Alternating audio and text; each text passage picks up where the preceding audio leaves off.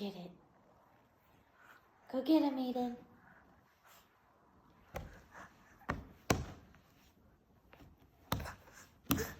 Monster!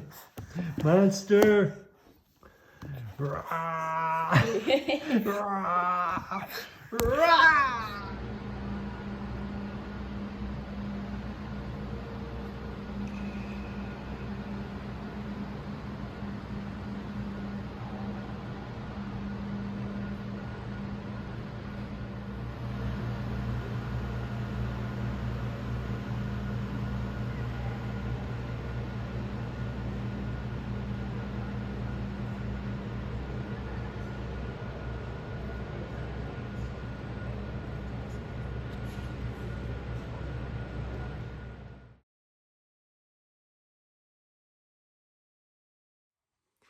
And good morning and welcome. It's another early morning record show. I reached puberty, so my voice has finally dropped. It's been a rough week, man. I've been really down for the count. I tested it's not COVID, but man, a couple days I didn't eat. I didn't even drink coffee for a couple days. Yeah, my wife's out in Maine this week with her, have vacation with her sister. So it's just me and the cat. I can't say the cat really is a big help. But this is the best I've talked in about 3 days. So we're doing pretty good there. I think I'm on the upward slope, but it's been a long week. And yeah, I just, I don't feel like reading. You don't even feel like listening to music. Yeah, but I stayed working, stayed busy, just worked from home, so all right. But no doubt it's coming through good. So, the opening, when I was out in Denver, Aiden learned to crawl. So it was fun to be there to see him learning to crawl. And the final, video you saw was toward the end of my visit there. He loves phones. He sees a phone. I want to get it because it's something you can throw in your mouth, but he gets all excited. And then Eric took me to they have an airplane museum, more for the Air Force museum out there. So we went out to take a look at that. So fun time. Yeah, it's just been one of those weeks. But we're going to make it through this one way or the other. If I had to do this yesterday, sign language maybe. I just have to learn sign language real quick. But we're going to start off. I've received some VCLT, and most appreciative. And this is Brian Jackson, and this came from JT's Record Room. Hello, Steve. This is Gil Scott Heron's collaborator, Brian Jackson. And he sent me and Mark, Man for Vinyl, one of these. And isn't that a nice album? I had no idea about this, Brian Jackson. And I listened to it once, and hey, cat. Hey, meow, meow. I got a black shirt on. That's going to be great. So, yeah, now he threw me off. And it really was good. I mean, I'll do a more in-depth dig into this for an upcoming feature, but I wanted to show this off right away. And, look at me. All right. Yeah, fun stuff. I did not expect this coming. And very good album.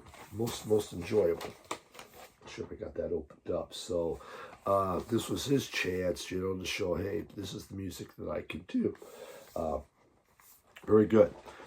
Mark, Man for Vinyl, sent me this. It's a Motown box set. I already showed that. I go, man, that's pretty cool. I told him, I used to, I had this Motown box set. It looked like the Motown house, where they made all the records and had all these CDs in there. It's pretty neat packaging. Obviously I didn't make it through, but he just recently got this. He sent this to me, and it's a 5-record set. And it's a ton of the Motown hits, and it goes all the way up into the 80s when you have, I hear Super Freak, the Dazz Band, Jermaine Jackson, Lionel Richie's on here. So it really covers a lot of ground. dig into this one deeper too. So that was really neat. Mark and sent me this album, and I haven't even had a chance to listen to this thing at all yet. Split Cranium, and I believe he says kind of a punkier band. Don't know, but we'll find out. And some 45s. I'm getting a stack of 45s. I'll do never done a 45 video, but I've had some come in. People have sent me some, and I want to kind of show them all together, and we'll do a 45, maybe on a midweek thing coming up. Yep, meow. You got it, cat. Meow. Yeah. I might have, maybe it's a cat disease I got or something. I don't know. All right. So, I have some records to show too today, just so you know. We got some records. The first one is this. Low Speakers. And the name of the, why do you do that? El Marveloso Mundo de Engason. Basically the marvelous world of Engason. And this came out of Colombia. This was done in 1968 and was this group's fourth album. Now, what made this thing really different, and look, naked guys, there we go, they're kind of porn. They actually wanted that on the front cover, but they were told, no, putting some naked guys on the front cover, you'll probably get kicked off. I mean, the censors aren't going to allow it. It came with this nice little book. Here they are with clothes on. See, they look nice with clothes on too. And explains it in Spanish and in English. And you can decide what you want to read. So, Low Speakers. What happened is a recording studio in Colombia finally they were able to get access to a multi-channel mixing disc. And they went apeshit. They went nuts on it. And just, oh, well, let's do this, let's do that. And obviously they had listened to Sgt. Pepper's Lonely Hearts Club Band. I mean, it's just, you heard it, didn't you? Because they're playing stuff backwards. In between tracks, there's spoken word and sound effects thrown in there. I mean, it's just like they went nuts. So a lot of it almost has like a classical, everybody knows now, has a classical feel in it, that they have woodwinds, harpsichord, a recorder. Remember the recorders in school when we were growing up? They had these little yellow recorders, and you had to learn to play those. And why am I playing them? I never paid attention. That was my problem with those recorders. But yeah, you had to have it. Basically, the recorder was just to bring it home, to practice, to drive your parents nuts. It was the teacher's way of having a good time. Let's teach kids how to play this. Go home and practice, and then you bring it home and you just rah, rah, rah, rah. That, I'm sure parents enjoyed it. I think my kids got recorders though. Yeah, thank you. So, so they made this album, and they played it for the record label, and the record label just kind of what. They said it's totally uncommercial and wouldn't put it out. So what do? We'll just put it out ourselves. And they did it. And I said, it tanked. It absolutely bottomed out. I mean, this is weird. It's trippy. It is a protest album, but it is just bizarre. And so one of these, and it goes for a lot of money. You want an original, it's hundreds and hundreds of dollars. Let's just give it a try. It's one of those psych things where you just go, what were you thinking? Seriously. Yeah. So it's like, that's not what I'm going to put on. God, I feel like let's dig some Low Speakers, but I'll find a couple good samples for you. So, fun stuff. Got that one in Puerto Rico. Came out of Spain.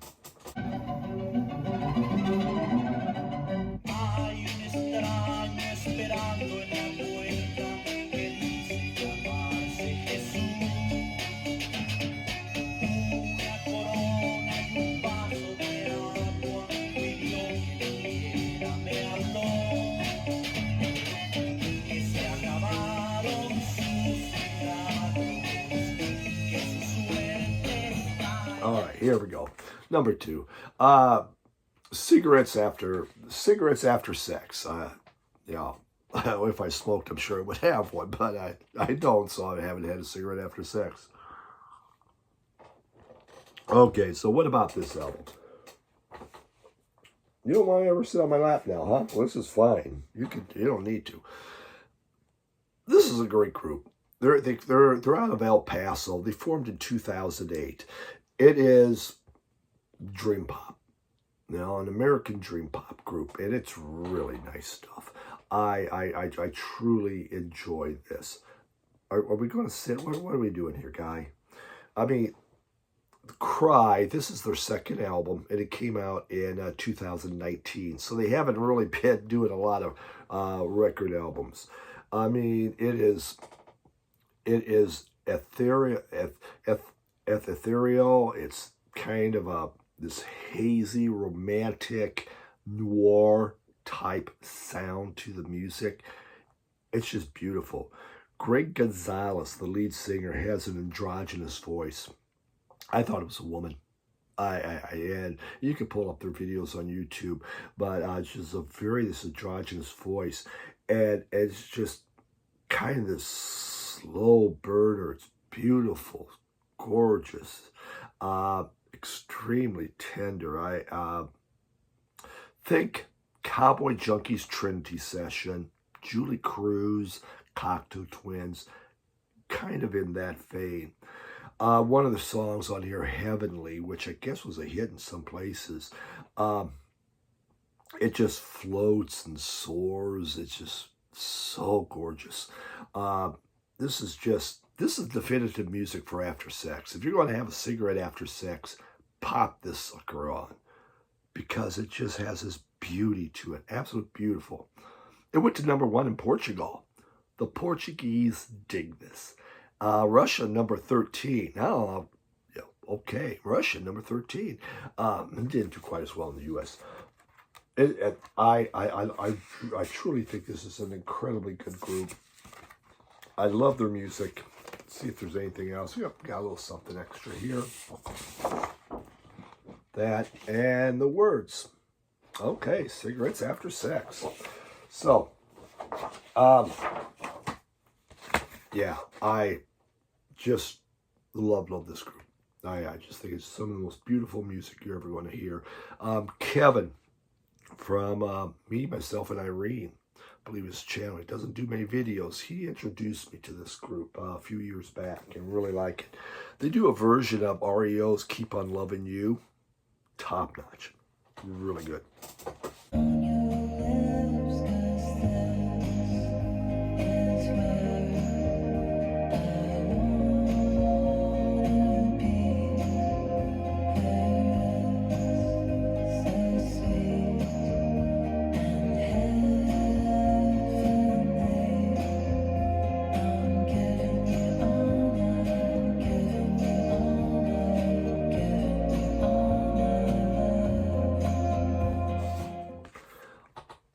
Reissue.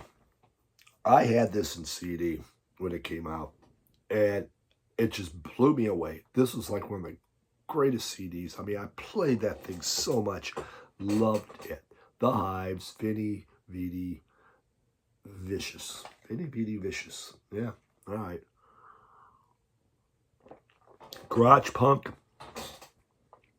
garage rock, however you want to do it. They've only put out 6 albums. They've been around since '93. They've had 6 albums, so not in the studio a lot. This is the second album. And I believe it came out in Sweden in 2000, made it to the U.S. in 2002. And this is just a rousing, stomping garage rock. It's incredible. It is just packed with punk energy.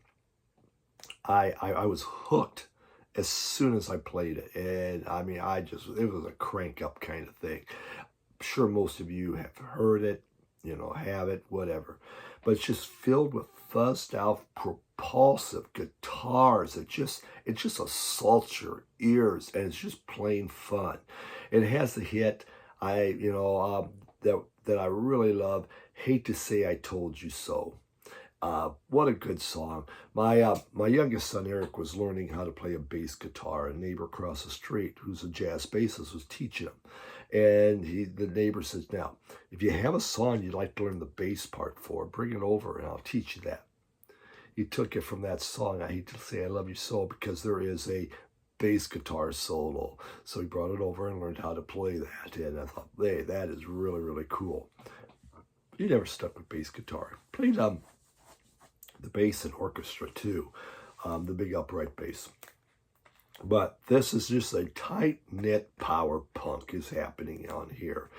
And their drummer, Chris Dangerous is the name of their drummer, man. He just wails on them drums. He is just incredible. He just pummels them. It's so good.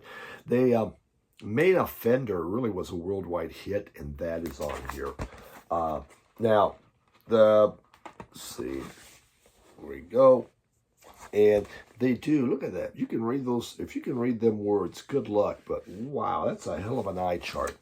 They have out a current album right now. They just put out an album, and I've been debating on it. Do I need it or not? This is the definitive Hives for me. This is the one I really love. I've read good reviews about their good album, about their new album. They always wear matching suits too. God bless them for that. But I'm so happy to see this thing reissued, and I can finally get it on vinyl because all the CDs got wiped out.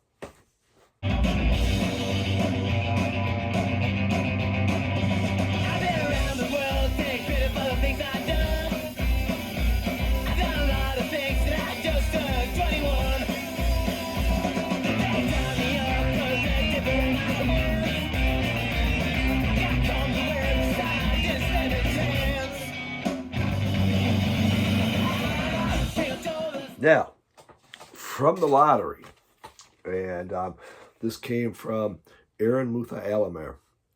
This is one of the albums he sent me, and this is the Hives. This is great. It's a Bristol punk band formed in 2009, and they've had 4 albums, and this is their 3rd album.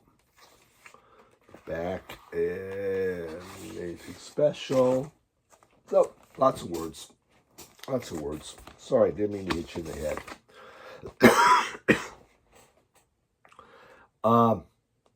This is just hardcore punk rock.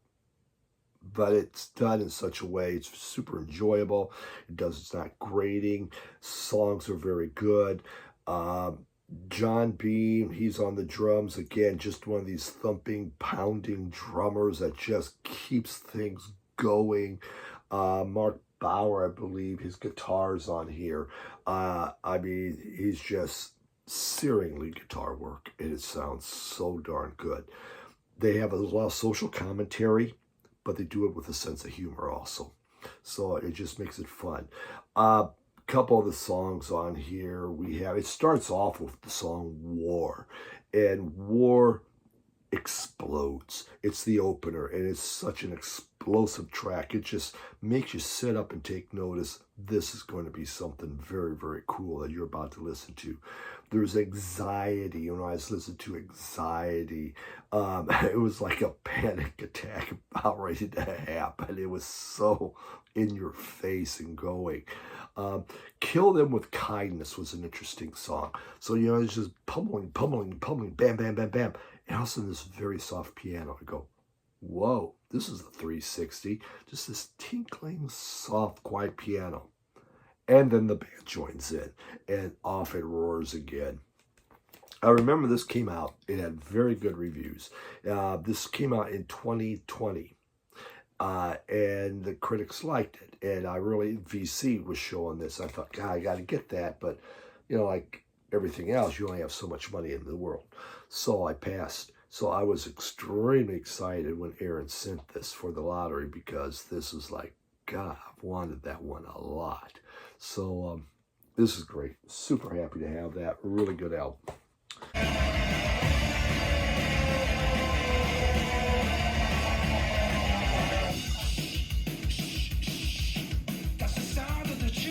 And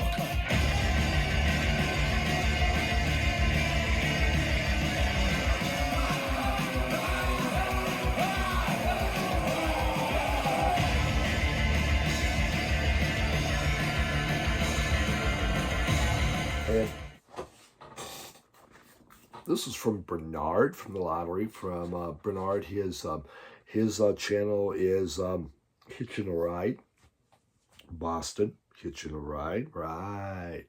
And so he had the wild card. It was Saga. And Saga or Sega? I'm going to say Saga.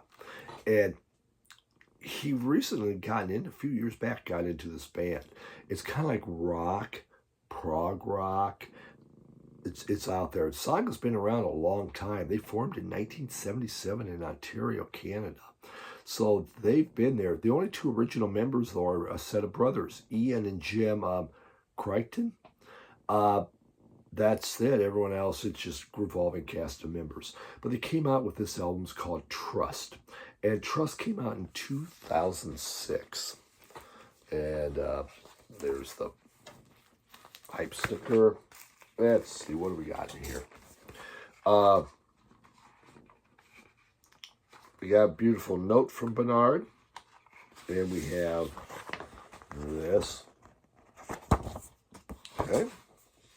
And it opens up. I think it opens up.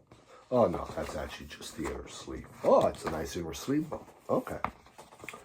So, I don't have much prog rock. That was never, I never got deep into prog rock. So this was fascinating. I've seen this group out there. I know this group just by name only. And I knew, okay, what's it sound like? And Bernard thought this would be a great way for you to kind of get into them. And so it was. It starts off with, the second song, Back to the Shadows. It has like this, almost like a synth horn fanfare going on. So it's just, it kind of makes a dramatic feeling, and had a pretty neat sound. There's a song, I'm Okay. I really like that one, I'm Okay. It was slower, but the vocals sounded so good. I mean, their lead vocalist, Michael Sadler, he has a real vibrato to his voice. But on this, there was an incredibly good guitar solo and a piano solo, both that most enjoyable. The song My Friend, that finishes off side one. I didn't like that one as much. It was an acoustic ballad, but it had these woodwinds.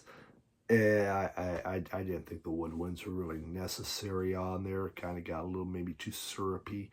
But then it goes into It's Your Life, which is on the second side. And that was just great. It rocks so hard. And it just had this great chorus going on. Just fantastic chorus. Super exciting song. Time to Play was another, more of a ballad kind of a thing. And I thought there's just too many things being tossed in there. Too much. So overall, I like this album. There's some really good stuff. Were there a few songs that just didn't jump at me? Yes. Like anything, the more you listen to something, the more you figure it out, the more you catch things that you might be missing. And so, it's very important. But Bernard, great choice. Glad you sent this thing because, again, it pushes me in a new direction trying to listen to something. And that's what music's about.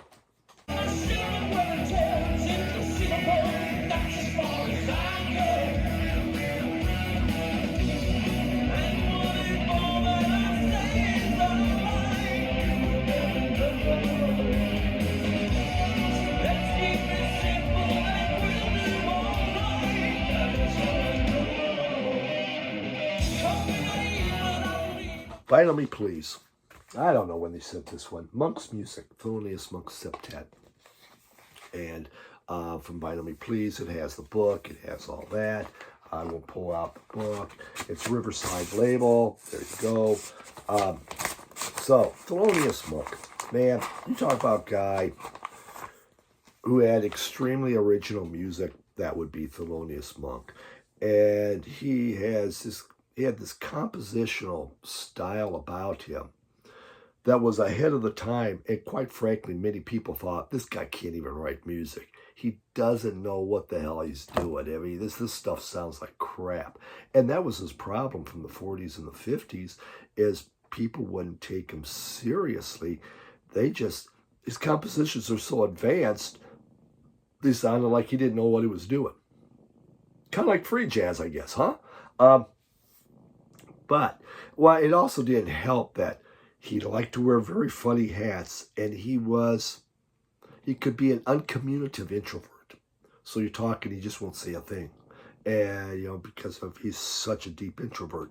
So a lot of folks just thought he was playing crazy. But by the 50s, mid-50s, he began coming out, and he formed his own group. And this is his septet.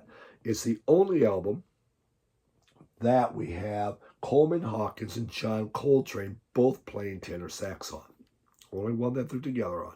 And really fun stuff with it. This is a classic. It's one of those jazz classics. If you're just looking, man, I just want some of the key parts of jazz, this is a good one to get. Not bad at all. And it's Monk's music, and it came out in 1957. You have on here, what was that one? Well, You Needn't. That's the second song. Well, You Needn't on there. And if you listen, you could hear Monk shouting at Coltrane to pay attention. So, Coltrane was off somewhere, maybe, whatever. So Monk's out there. Monk's piano notes, they're different. So you hear, because he's playing rhythm for the most part, but they are so odd, so different on there, but it all fits in and it all works in. But it's just fun to listen to. You kind of hear, what's he doing with that? So, yeah, this is good. Very good for Vinyl Me Please. Important album. Used to have that one. So it's nice Vinyl Me Please sent that. I can have that back. Guess that could have been on my Thursday thing.